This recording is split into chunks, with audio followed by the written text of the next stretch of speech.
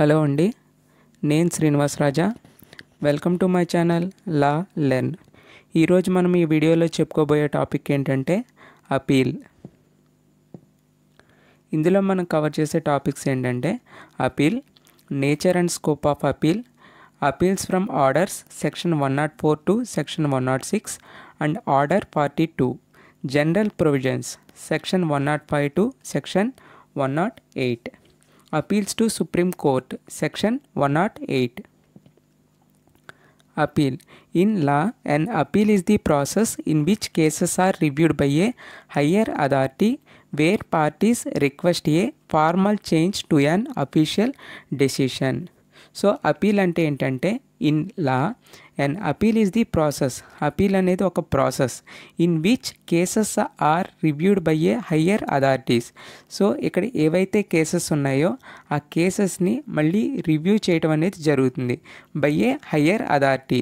Higher authority ద్వారా so already complete అయిన కేసెస్ని మళ్ళీ రివ్యూ చేయడం అనేది జరుగుతుంది. Where parties request a formal change to an official decision. So ఏవైతే కేసుకు సంబంధించిన పార్టీస్ ఉన్నాయో ఆ పార్టీస్ అనేవి రిక్వెస్ట్ చేసుకుంటాయి. దేనికండి? సో ఆ కేసుకు సంబంధించి ఏదైతే ఫైనల్ అఫీషియల్ డెసిషన్ వచ్చిందో ఆ ఫైనల్ అఫీషియల్ డెసిషన్లో ఏమన్నా ఫార్మల్ చేంజెస్ ఉంటే కనుక వాటిని రివ్యూ చేయమని ఆ పార్టీస్లో ఎనీ పార్టీ రిక్వెస్ట్ని ప్లేస్ చేసినట్లయితే సో మళ్ళీ ఈ హయ్యర్ అథారిటీ అనేది రివ్యూ చేయడం అనేది జరుగుతుంది. Appeal function both as process for error correction as well as process of clarifying and interpreting law. So ఈ అపీల్ ఫంక్షన్ అనేది బోత్ యాజ్ ప్రాసెస్ ఫర్, ఇది దేనికి ప్రాసెస్ అండి? For error correction. సో నాకు ఏమన్నా ఎర్రర్స్ అనేవి ఎగ్జిస్ట్ అయి ఉంటే అంటే కోర్టు యొక్క ప్రొసీడింగ్స్లో కానీ ఫైనల్ డెసిషన్లో కానీ ఏమైనా ఎర్రర్స్ ఉన్నట్లయితే ఆ ఎర్రర్ కరెక్షన్స్ అనేవి చేయటం కోసం కానీ as well as process of clarifying. So ఆ యొక్క ప్రాసెస్కి సంబంధించి క్లారిఫికేషన్ కోసం కానీ అండ్ ఇంటర్ప్రిటింగ్ లా అంటే లాకి రిలేటెడ్గా ఏమన్నా అన్రిలేటెడ్ ఇష్యూస్ ఉంటే కనుక వాటిని రెక్టిఫై చేసుకునే ప్రాసెస్ కానీ ఈ యొక్క అపీల్ ప్రాసెస్లో జరుగుతుంది. Nature and scope of first appeal. Appeal is the judicial examination by a higher court of the decision of an inferior court. So appeal అనేది ఏంటండి? జుడిషియల్ ఎగ్జామినేషన్ అంటే న్యాయపరమైనటువంటి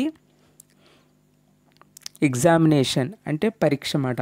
అంటే మనకి ఇక్కడ ఏదైతే దిగువ కోర్టు ద్వారా ఒక జడ్జిమెంట్ వచ్చిందో సో ఆ జడ్జిమెంట్ కానీ లేదంటే అడ్జుడికేషన్ ఆర్ డిక్రీ సో ఏదన్నా కావచ్చు. సో దిగువ కోర్టు ద్వారా వచ్చినటువంటి ఒక అఫీషియల్ డెసిషన్ని సో నాకు సుపీరియర్ కోర్ట్ అనేది జుడిషియల్ ఎగ్జామినేషన్ చేయడం అనేది జరుగుతుంది. It is rehearing of a grievance on merits. So one time hearing అనేది కంప్లీట్ అయిన తర్వాత మళ్ళీ సేమ్ కేసుని మళ్ళీ ఈ యొక్క పార్టీస్ యొక్క రిక్వెస్ట్ బేస్ చేసుకుని రీహియరింగ్ ప్రాసెస్ అనేది మళ్ళీ రిపీట్ అవుతుంది. సో గ్రేవియన్స్ ఆన్ మెరిట్స్ అంటే మనకి ఏ పార్టీ అయితే ఇక్కడ రిక్వెస్ట్ ప్లేస్ చేసుకుందో వాళ్ళ యొక్క రిక్వైర్మెంట్స్ బేస్ చేసుకుని వాళ్ళ యొక్క మనోవేదనకు సంబంధించినటువంటి విషయాలు బేస్ చేసుకుని మనకి ఏం చేస్తుంది, ఈ కేసుకి సంబంధించి ఏమన్నా ఎర్రర్స్ ఉన్నా కూడా ఏమన్నా మిస్టేక్స్ ఉన్నా కూడా అది డెసిషన్ రిలేటెడ్ కావచ్చు లేదంటే ప్రాసెస్ రిలేటెడ్ కావచ్చు. సో వాటిని మళ్ళీ రీహియరింగ్ చేసి మళ్ళీ ఎగ్జామినేషన్ చేయడం అనేది జుడిషియల్ ఎగ్జామినేషన్ చేయడం అనేది జరుగుతుంది. The Code of Civil Procedure 1908 does not lay down who can file an appeal. So నాకు కోడ్ ఆఫ్ సివిల్ ప్రొసీజర్ 1908 ప్రకారం సో నాకు ఈ అపీల్ అనేది ఎవరు చేసుకోవచ్చు అనేది స్పెసిఫిక్గా ఏమీ మెన్షన్ చేయలేదు. అంటే నాకు ఒక కేసుకు సంబంధించి 2 పార్టీస్ ఉంటే వాళ్ళేంటి, ప్లెయింటిఫ్ అండ్ డిపెండెంట్. సో ఈ 2 పార్టీస్లో అపీల్ అనేది ఏ పార్టీ అన్నా చేసుకోవచ్చు. స్పెసిఫైడ్ పార్టీ అని చెప్పి ఏమీ మెన్షన్ చేయలేదు. Generally the defeated party approaches a higher authority or court to have a decision of lower authority of court. So జనరల్గా ఏంటంటే సో డిఫీటెడ్ పార్టీ అనేది అప్రోచ్ అవుతుంది. ఎక్కడికి అప్రోచ్ అవుతుంది? హయ్యర్ అథారిటీకి అప్రోచ్ అవుతుంది. సో లోవర్ అథారిటీ కోర్టు ఏదైతే decision ఇచ్చిందో ఆ డెసిషన్కి సంబంధించి మళ్ళీ రివ్యూ ప్రాసెస్ చేయమని సో అప్పీల్ అనేది మనకి డిఫీటెడ్ పార్టీ హయ్యర్ అథారిటీని కోరటం జరుగుతుంది. A person who files an appeal is called అప్లియంట్. So A person అయితే మనకి ఈ అపీల్ అనేది చేసుకుంటున్నాడో ఆ పర్సన్ మనం ఏం చెప్తాం? అపిలెంట్ అంటాం. Order 41 lays down the procedure relating to first appeal. So order 41 అనేది మనకి ఈ యొక్క ఫస్ట్ అపీల్కి సంబంధించిన ప్రొసీజర్ని మనకి చెప్పడం జరిగింది. Appeals from orders section 104 to section 106 and order 42 section 104. So section 104. So appeal అనేది మనకి జనరల్గా ఏంటంటే సో మనకి డిగ్రీకి సంబంధించి అపీల్ అనేది చేసుకుంటాం. కానీ ఆర్డర్స్ విషయంలోకి వచ్చేసరికి సో ఏవైతే ఆర్డర్స్ ఉన్నాయో ఓన్లీ స్పెసిఫైడ్ ఆర్డర్స్కి మాత్రమే మనం అపీల్ చేసుకోవడానికి ఎలో ఉంటుంది. సో ఆ స్పెసిఫైడ్ ఆర్డర్స్ అనేవి కూడా మనకి సిపిసిలో మనకి మెన్షన్ చేయడం అనేది జరిగింది. ఆ స్పెసిఫైడ్ ఆర్డర్స్ కాకుండా రిమైనింగ్ ఆర్డర్స్కి మనకు అపీల్ చేసుకోవడానికి అలవెన్స్ అనేది లేదు. సో ఆ స్పెసిఫైడ్ ఆర్డర్స్ అనేవి ఏ సెక్షన్లోకి వస్తాయంటే section 104 to section 106. So remaining sections unspecified నాకు సెక్షన్స్ ఏవైతే ఉన్నాయో సో నాకు అన్స్పెసిఫైడ్ ఆర్డర్స్ ఏవైతే ఉన్నాయో వాటి మీద మన అపీల్ అనేది ఫైల్ చేయడానికి అలో అనేది లేదు. సెక్షన్ 104. సెక్షన్ 104 ఏం చెప్తుందండి? Orders from which appeal lies. So నాకు ఏ ఆర్డర్స్ అనేవి మనకి అపీల్ యొక్క కన్సిడరేషన్లోకి వస్తాయి అంటే నాకు ఏ ఆర్డర్స్కి మనం అపీల్ అనేది ఫైల్ చేయొచ్చు. And appeal shall lie from the following orders. So నాకు అపీల్ అనేది ఈ ఫాలోయింగ్ ఆర్డర్స్కి మాత్రమే మనం అప్లికబుల్ అవుతుంది. And save as otherwise expressly provided in the body of code.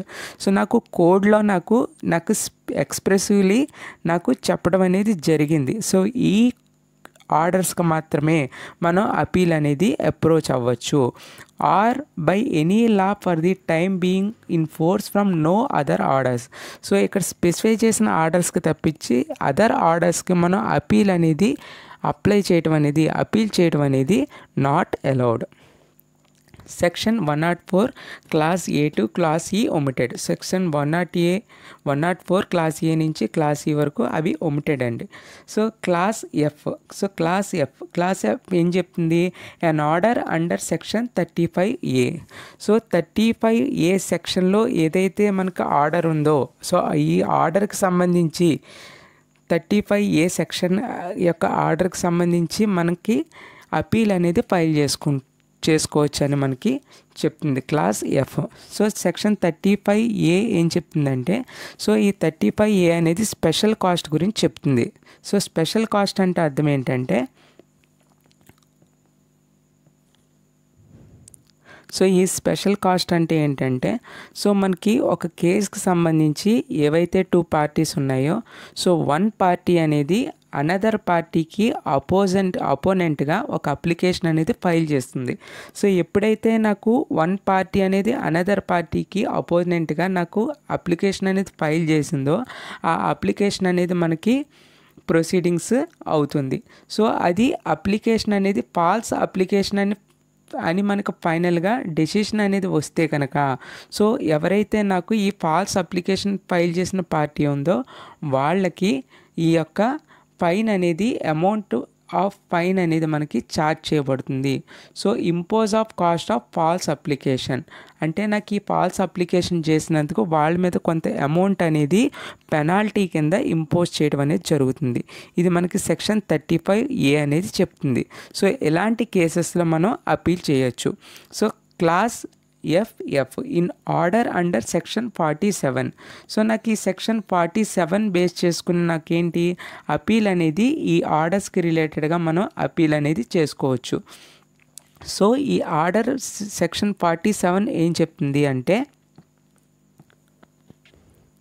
ఈ సెక్షన్ 47 ఏం చెప్తుంది అంటే so against any order appeal can lie under section 47 అంటే సో ఒక కోర్ట్ అనేది ఒక డిగ్రీని ఎగ్జిక్యూట్ చేస్తున్నప్పుడు సో ఆ డిగ్రీని ఎగ్జిక్యూట్ చేసే ప్రాసెస్లో సో ఏదైనా ఒక ఆర్డర్ని పాస్ చేసినట్లయితే సో ఆ ఆర్డర్కి ఎగెయినెస్ట్గా మనం ఏం చేయొచ్చండి అపీల్కి వెళ్ళొచ్చు అని చెప్పి మనకి ఈ సెక్షన్ 47 చెప్తుంది. అంటే ఇక్కడ ఎగ్జిక్యూటింగ్ డిగ్రీ చేసేటువంటి కోర్టు ఏదైతే ఉందో ఆ కోర్టు పాస్ చేసేటువంటి ఆర్డర్స్కి ఎగెయినెస్ట్గా మనం అపీల్ అనేది మనం చేసుకోవచ్చు అండర్ దిస్ సెక్షన్ 47. సో నాకు ఈ 47 సెక్షన్ అనేది క్లాస్ ఎఫ్కి రిలేటెడ్గా చెప్పడం జరిగింది. Section F and order under section 91 and section 92. So ఇక్కడ నాకు సెక్షన్ 91 అండ్ 92 అనేవి మనకి పబ్లిక్ న్యూసెన్స్ అండ్ పబ్లిక్ చారిటీకి రిలేటెడ్గా ఇష్యూస్ని మెన్షన్ చేయడం అనేది జరిగింది. సో నాకు సెక్షన్ 91 అనేది మనకేంటి పబ్లిక్ న్యూసెన్స్కి రిలేటెడ్గా మనకి చెప్తుంది. 92 అనేది పబ్లిక్ చారిటీకి రిలేటెడ్గా మనకి ఇక్కడ నాకు చారిటీకి రిలేటెడ్గా అపీల్ విషయం చెప్తుంది. అంటే నాకు ఇక్కడ సో నాకు పబ్లిక్ న్యూసెన్స్ కానీ లేదంటే పబ్లిక్ చారిటీ కానీ సో ఈ రెండిటికి రిలేటెడ్గా ఏమన్నా మనకి ఇల్లీగల్ యాక్టివిటీస్ కానీ లేదంటే నాకు ఈ లా రిలేటెడ్ ఇష్యూస్ కానీ డిస్టర్బెన్సెస్ కానీ ఏమన్నా జరిగితే సో అలాంటి కండిషన్స్లో సో మనకి ఎవరైతే advocate general and more persons ఎవరైతే ఉంటారో వీళ్ళు ఈ పబ్లిక్ న్యూసెన్స్కి రిలేటెడ్గా టాపిక్ మీద కానీ లేదంటే పబ్లిక్ చారిటీలో జరిగేటువంటి ఇల్లీగల్ అండ్ అనాథరైజ్డ్ యాక్టివిటీస్కి రిలేటెడ్గా కానీ ఏమన్నా ఎగెయినెస్ట్గా కేసు అనేది ఫైల్ చేయాలి అంటే సో ఫైల్ చేయాలి అనుకుంటే వాళ్ళు ఏంటి కోర్ట్ నుంచి పర్మిషన్ తీసుకోవాలి. So court have to give permission. So permission అనేది కోర్టు గ్రాంట్ చేస్తేనే వీళ్ళు కేసు అనేది ఫైల్ చేయాలి.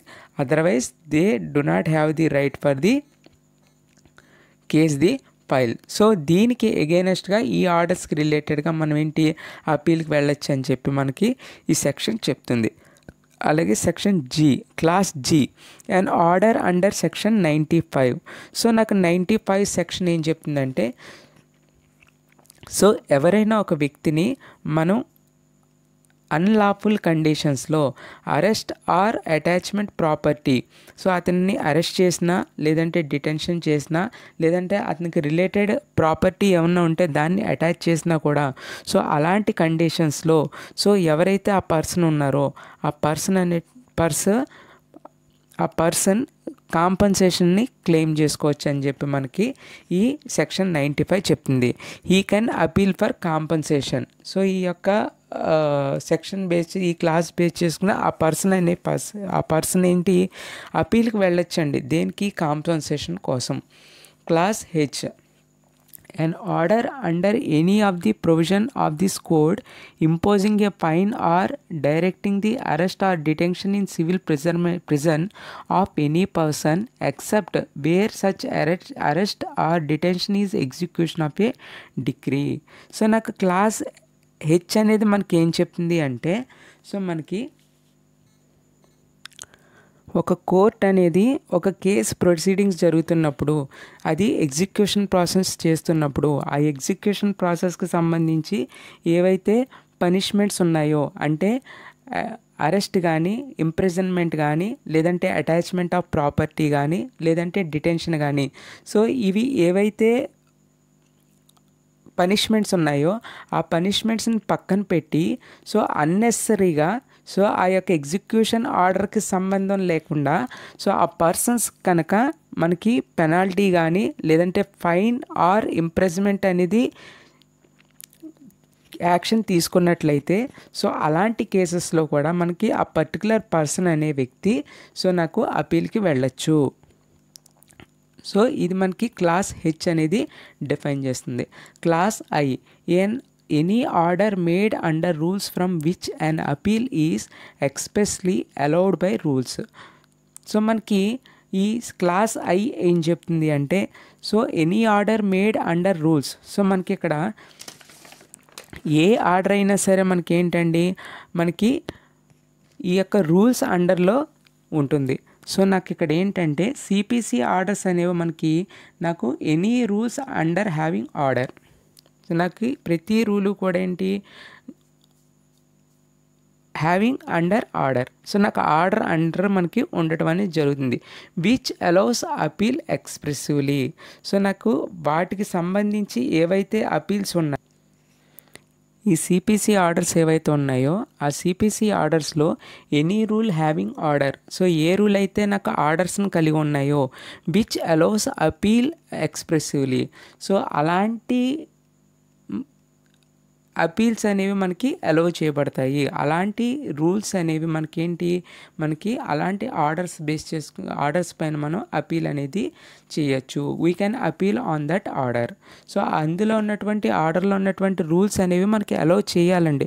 సో అలా అలౌ చేసిన కండిషన్స్లోనే మనం దాన్ని అపీల్ చేసుకోవడం అనేది చేసుకోవచ్చు. Okay, provided that no appeal shall lie against any order specified in clause F. So నాకు ఏవైతే నాకు ఆర్డర్స్ ఉన్నాయో నాకు ఎగైనెస్ట్గా, సో ఆర్డర్స్కి ఎగైనెస్ట్గా మనకి రూల్స్ ఉన్నట్లయితే కనుక సో మనం వాటి మీద అప్లై చేసుకోవడం అనేది జరగదు.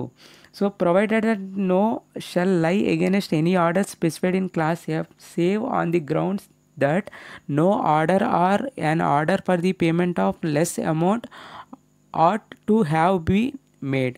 సో మనకి ఏదైతే మనకి ఇక్కడ నాకు ఫైన్ అనేది నాకు ఛార్జ్ చేయబడుతుందో, ఆ ఫైన్ అనేది నాకు అపీల్కి రిలేటెడ్గా నాకు ఛార్జ్ చేయబడుతుందో ఆ యొక్క ఫైన్ అనేది తగ్గించమని చెప్పి మళ్ళీ మనం అపీల్కి వెళ్ళొచ్చు అని కూడా మనకి క్లాజ్ మెన్షన్ చేస్తుంది.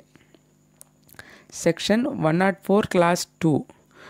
No appeal shall lie from any order passed in appeal under this section. So నాకు ఈ సెక్షన్ 104 క్లాస్ 2 ఏం చెప్తుందంటే, ఒక్కసారి మనకి ఆర్డర్ అనేది కన్ఫామ్ అయిపోయిన తర్వాత, సో నాకు ఎప్పుడైతే అది నాకు పాస్ అయిపోయిందో, సో వన్స్ పాస్ అయిపోయిన తర్వాత దాన్ని వన్స్ అపీల్కి వెళ్ళి ఆర్డర్ పాస్ అయిపోయిన తర్వాత దానికి మళ్ళీ సెకండ్ అపీల్కి వెళ్ళకూడదు. Second appeal for same order not allowed అని మనకు చెప్తుందండి. అంటే ఒక్కసారి అపీల్కి వెళ్ళిన తర్వాత అక్కడ నాకు ఆర్డర్ పాస్ అయిపోయిన తర్వాత మళ్ళీ సెకండ్ టైం అపీల్కి వెళ్ళకూడదు. So section 104 clause 2.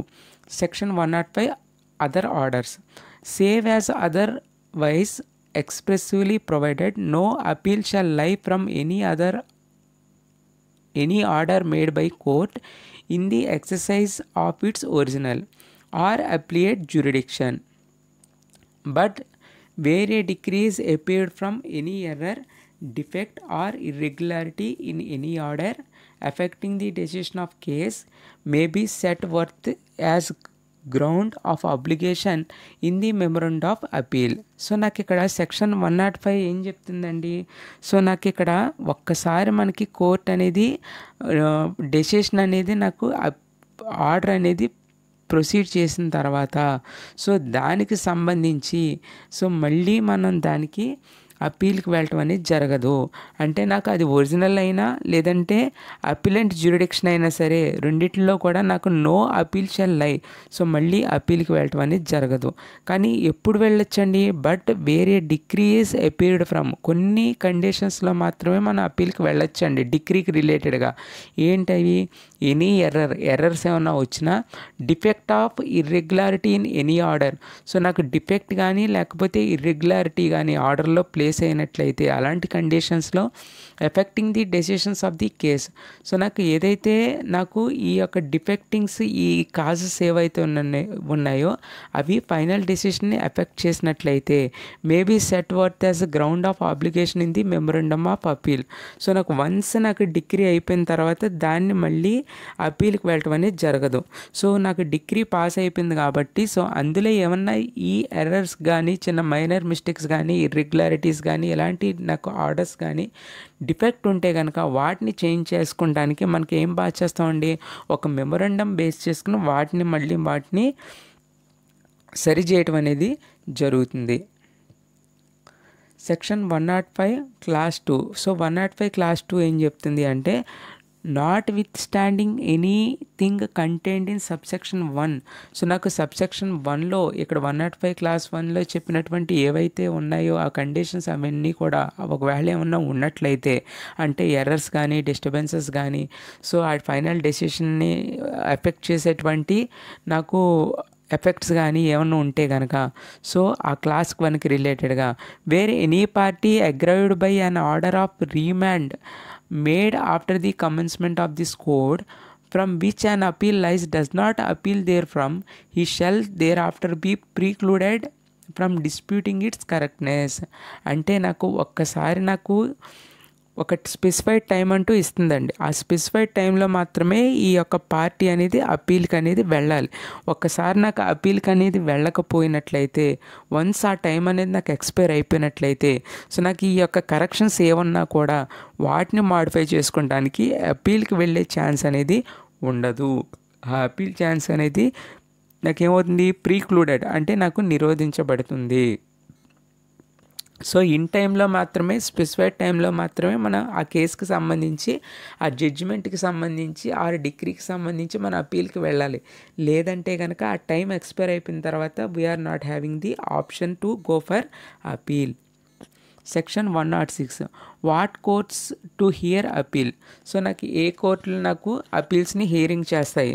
Wear an appeal from any order is allowed, it shall be lie to the court to which an appeal would lie from decree in the suit in which such order was made, or where such order is made by court not being high court in the exercise of appellate jurisdiction then to the high court. So నాకు appeal అనేది ఎలా చేసుకోవచ్చండి. So నాకు lower కోర్టులో నాకు ఏదైతే degree judgement pass చేసిందో అందులో నాకు ఏమన్నా స్పెసిఫైడ్ డిస్టర్బెన్సెస్ ఉన్నా కూడా, నాకు అక్కడ నాకు ఏమైనా ఉంటే కనుక, డిస్టర్బెన్సెస్ రిలేటెడ్ జడ్జ్మెంట్ ఉంటే కనుక వాటిని స్పెసిఫై చేసుకుంటూ అక్కడ ఉన్నటువంటి లోవర్ కోర్ట్ నుంచి హయ్యర్ కోర్టుకి మనం డిగ్రీ అపీల్ అనేది వేసుకుంటామండి. అంటే నాకు ఇక్కడ ఏంటి, ఫర్ సపోజ్ సివిల్ కోర్టులో నాకు డిగ్రీ పాస్ అయింది, లేదంటే జడ్జ్మెంట్ పాస్ అయింది. సో దాని తర్వాత నెక్స్ట్ ఏంటి, సో అపీల్ అనేది డిస్ట్రిక్ట్ కోర్టుకి వేసుకుంటామండి. ఆ డిస్ట్రిక్ట్ కోర్టులో నాకు ఏమన్నా డిస్టర్బెన్సెస్ ఉంటే కనుక, సో అక్కడ మళ్ళీ ఏం చేస్తామండి, డిస్ట్రిక్ట్ కోర్ట్ నుంచి మళ్ళీ హైకోర్టుకి అపీల్ అనేది పెట్టుకుంటాం. కానీ ఇక్కడ నాకేమవుతుంది అంటే, సో సివిల్ కోర్ట్ నుంచి డిస్ట్రిక్ట్ కోర్టుకి, డిస్ట్రిక్ట్ కోర్ట్ నుంచి హైకోర్టుకి, సో నాకు ఈ ప్రాసెస్ అనేది కంటిన్యూ అవుతుందండి. సో నాకు వన్స్ నాకు సివిల్ కోర్టులో నాకు ఏమన్నా డిస్టర్బెన్సెస్ వచ్చినా, నాకు ఏమన్నా మాడిఫికేషన్స్ వచ్చినాయా, ఫైనల్ డెసిషన్లో నాకు ఏమన్నా రిక్వెస్ట్లు ఏమన్నా ఉన్నా కూడా ఆ అపీల్ అనేది డైరెక్ట్గా హైకోర్టుకి చేసుకోకూడదు, నెక్స్ట్ డిస్ట్రిక్ట్ కోర్టుకి మాత్రమే చేసుకోవాలని చెప్పి మనకి సెక్షన్ 106 అనేది మనకి చెప్తుంది. ఓకే, సో అది నాకు which order was made, order విషయంలో నాకైతే కనుక where such order is made by court not being a హైకోర్టుకి అనేది మనం ఇవ్వటం అనేది జరగదు. In exercise of appellate jurisdiction. So appellate జ్యూరిడిక్షన్లో జనరల్ ప్రొవిజన్స్. సో నాకు జనరల్ ప్రొవిజన్స్ ఏంటి, సెక్షన్ 107 to 108. సెక్షన్ 107 ఏం చెప్తుంది, పవర్స్ ఆఫ్ అప్లెట్ కోర్ట్ ఏదైతే ఉందో దాని యొక్క పవర్స్ని మనకి ఈ సెక్షన్ 107 మెన్షన్ చేస్తుంది. Subject to such conditions and limitations as may be prescribed and appellate court shall have power. So నాకు ఇక్కడ ఈ అప్లియేట్ కోర్ట్ ఏదైతే ఉందో దాని యొక్క పవర్ చెప్తుంది ఏంటి, class A to determine A case finally, ఆ కేసుని ఫైనల్గా మనం డిటర్మైన్ చేసే రైట్ అనేది మనకి అప్లియేట్ కోర్టుకు ఉంటుంది. Clause B to remind a కేసుని రిమైండ్ చేసే పవర్ కూడా ఉంటుంది. Clause C to frame issues and refer them for trial. So ఈ యొక్క కేసుకి సంబంధించి ఏమైనా ఇష్యూస్ ఉంటే వాటిని ఫ్రేమ్ చేసి దాన్ని మళ్ళీ ట్రయల్కి రిఫర్ చేసేటువంటి రైట్ని, దిగువ కోర్టుకి రిఫర్ చేసేటువంటి రైట్ అనేది అప్లియేట్ కోర్టుకి ఉంటుంది. To clause D to take additional evidence or to require such evidence to taken. So ఏదైనా ఒక కేసుకి సంబంధించి ఎవిడెన్సెస్ కావాలన్నా అది రికార్డ్ చేస్తుంది. అలాగే ఏమన్నా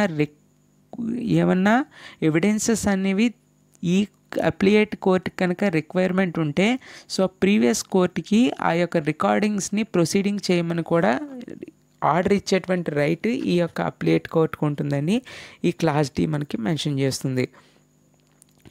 సెక్షన్ 107 క్లాస్ 2. ఈ సెక్షన్ 107 క్లాస్ 2 మనకి ఏం చెప్తుంది అంటే, subject as foresaid, the appellant court shall have the same powers and shall perform a nearly as may be same duties as are confirmed and imposed by the court on the courts of original jurisdiction in respect of the suits instituted therein. So నాకు ఇక్కడ appellate కోర్ట్కి ఏవైతే powers ఉంటాయో ఆ powers నాకు ఎలాంటి powers ఉంటాయండి? So previous నాకు original జ్యూరిడిక్షన్లో నాకు సూట్ అనేది ఎక్కడ ఇన్స్టిట్యూట్ అయిందో, సో నాకు ప్రీవియస్ జ్యూరిడిక్షన్లో ఉన్నటువంటి ఇనీషియల్ స్టేజ్లో ఉన్నటువంటి ఆ కోర్టుకి ఏవైతే పవర్స్ ఉంటాయో, ఏవైతే డ్యూటీస్ ఉంటాయో, సో అవే డ్యూటీస్ ఈ అప్లియేట్ కోర్టుకు కూడా సేమ్ పవర్స్ ఉండటం అనేది జరుగుతుంది. సెక్షన్ 107 క్లాస్ 2. Section 108 procedure in appeals for appellate decrees and order. So నాకు ప్రొసీజర్ అండి, దేనికి? Appeals from appellate decrees and orders. The provisions of this part relating to appeal. So నాకు ఈ యొక్క ప్రొవిజన్స్ ఏంటండి? Part relating to appeal. So నాకు అపీల్కి related అండి. From original decrees shall so far as may be apply to appeal. So నాకు original decrees ఏవైతే ఉన్నాయో వాటిని ఏంటి అపీల్ కోసం మనం అప్లై చేసుకోవచ్చు. సో ఏంటండి? From appellate decrees. సో నాకు అప్లేట్ డిక్రీస్ ఏవైతే ఉన్నాయో వాటి గురించి. From orders made under code or under special or local law in which different procedure is not provided. So నాకు ఆర్డర్స్ ఏవైతే ఉన్నాయో ఈ కోడ్ ప్రకారము, లేదంటే అండర్ స్పెషల్ లాకి సంబంధించి కానీ, so or different procedure is not provided. So ఇలాంటి కేసెస్ కండిషన్స్ ఉన్న ఆర్డర్కి సంబంధించి లేదంటే డిక్రీస్కి సంబంధించి మన అపీల్స్కి అనేది వెళ్ళొచ్చు అని చెప్పి మనకి సెక్షన్ 108 అనేది చెప్తుంది. ఫైనల్గా మనకి ఏంటండి, మనకి స్పెసిఫైడ్ సెక్షన్స్ ఉన్నటువంటి, స్పెసిఫైడ్ రూల్స్ ఉన్నటువంటి ఆర్డర్స్కి మాత్రమే మన అపీల్కి వెళ్ళడం అనేది జరుగుతుంది. సో ఏవైతే నాకు రూల్స్ అనేవి అపీల్ని అలౌ చేయవో, అలాంటి రూల్స్ అలౌ చేయనటువంటి ఆర్డర్స్ మీద మన అపీల్ అనేది ప్రొసీడింగ్స్ ప్రాసెస్ అనేది ఇనిషియేట్ చేయడానికి నాట్ అలౌడ్. సో ఇది మనకి అపీల్స్ టాపిక్ అండి. సో ఈ టాపిక్ మీకు నచ్చినట్టయితే కనుక లైక్ చేయండి, షేర్ చేయండి, మీ ఫ్రెండ్స్ అందరికీ షేర్ చేయండి. సో నా ఛానల్ని సబ్స్క్రైబ్ చేయండి. సో ఈ అపీల్ టాపిక్ అనేది మీకు షార్ట్ టైం వీడియో కింద నేను మీకు యూట్యూబ్ షార్ట్స్లో పెట్టడం జరిగింది. సో అది మీకు షార్ట్ టైంలో మీకు టోటల్ కంటెంట్ అనేది రికవర్ చేస్తుంది. సో ఎగ్జామ్ పాయింట్ ఆఫ్ వ్యూలో మీకు అది చాలా హెల్ప్ఫుల్ అవుతుందని నేను అనుకుంటున్నాను. So thank you friends, thank you to all.